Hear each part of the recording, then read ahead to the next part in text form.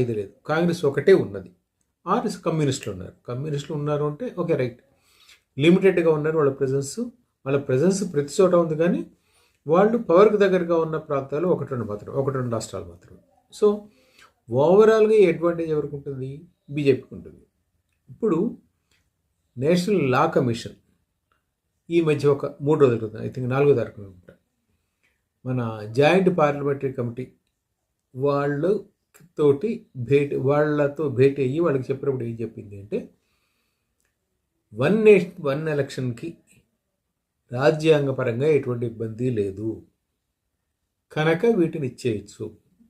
మరి రాష్ట్రాల అధికారాలను ఇది కుదించడం అవుతుంది కదా అంటే, ఫెడరల్ సిస్టంలో ఈ వ్యవస్థ జోక్యం చేసుకోవటం లేదు. ది ఓన్లీ థింగ్ ఈస్, ఇప్పుడున్న అసెంబ్లీల కాలపరిమితి కొన్ని చోట్ల కొంచెం ముందు జరుగుతుంది, కొన్ని చోట్ల కొంచెం వెనక జరుగుతుంది. What ever it is near to that specific date, what ever the date decide by the election commission or union government are what ever it is, వాళ్ళు డిసైడ్ చేసిన మేరకు కొంచెం ముందుకి కొంచెం వెనక్కి జరగడం తప్పిస్తే వేరే ఇదే ఉండదు అని ఇంకొక మాట కూడా చెప్పింది. ఓటింగ్ రైటు కాన్స్టిట్యూషనల్ రైట్ కాదు, స్టాట్యూటరీ రైట్ అని. కాన్స్టిట్యూషనల్ రైట్కి స్టాట్యూటరీ రైట్కి తేడా ఏమిటంటే, కాన్స్టిట్యూషనల్ రైట్ రాజ్యాంగబద్ధంగా రాజ్యాంగాన్ని నుంచి సంక్రమించింది, దానికి వెసులుబాటు ఉండదు. కానీ కాన్స్టిట్యూషనల్ రైట్కి వెసులుబాటు ఉంటుంది. అంటే ఒక చట్టం కారణంగా వచ్చిన హక్కు అది. సో ఆ చట్టంలో మార్పు చేయడం వల్ల ఆ హక్కును అటో మార్చవచ్చు అనేది దాని సంభాషణ, దాని అర్థం. వాట్ ఎవర్ ఇట్ ఈస్ ఓవరాల్గా బ్రాడ్ పర్స్పెక్టివ్లో. సో ఇప్పుడు లెక్క ఏమిటి? అది ఫండమెంటల్ రైట్ కాదు, కాన్స్టిట్యూషనల్ రైట్ కనుక ఈ elections one nation one election నిర్వహించడానికి ఎటువంటి ఇబ్బంది ఉండదు అనేది వీళ్ళు చెప్తున్నది. మొన్న 24లో ఎలక్షన్ జరిగాయి, లాస్ట్ ఇయర్ ఎలక్షన్ జరిగాయి, లోక్సభ ఎలక్షన్స్.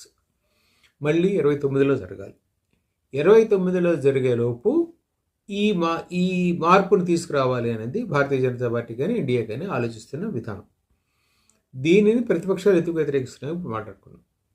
అండ్ రాజ్యాంగపరంగా ఎటువంటి ఇబ్బంది లేదు అని ఆల్రెడీ లా కమిషన్ చెప్పింది కనుక బహుశా ప్రతిపక్షాలు తప్పనిసరి పరిస్థితుల్లో సుప్రీంకోర్టుని అప్రోచ్ అయ్యే అవకాశం ఉంటుంది. అండ్ సుప్రీంకోర్టులో ప్రతిపక్షాల తరఫున వాదించడానికి కపిల్ సిబాల్ లాంటి సీనియర్ నాయకులు చాలామంది ఉన్నారు. Senior politicians and members of this upper house. Presently he is upper house member. So వీళ్ళందరూ వాదించే అవకాశాలు ఉన్నాయి. ఏది ఏమైనా